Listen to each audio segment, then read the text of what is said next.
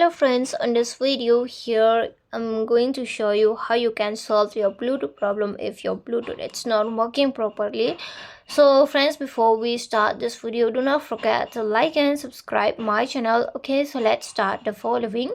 Okay, first of all friends, here you have to move on.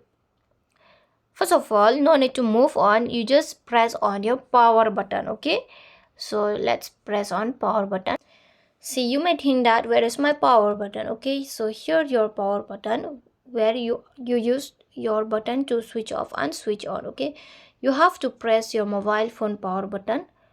After you press on your mobile phone power button, you are going to find your restart and power up, but you have to restart your power up if you are facing this Bluetooth problem. Okay, so by resetting or rebooting your your mobile phone, it's solve your problem. Okay, example, like if it's not working properly, then in some situation this solution used to help. Okay, that's why just follow these steps, it might helpful for you. Okay friends, and the second steps to solve your mobile phone is that you want this fastest Bluetooth, or sometimes your Bluetooth used to send only half video. Okay, you used to send video but it sent only half video, or the video is much not clear. Okay, it's very irritating.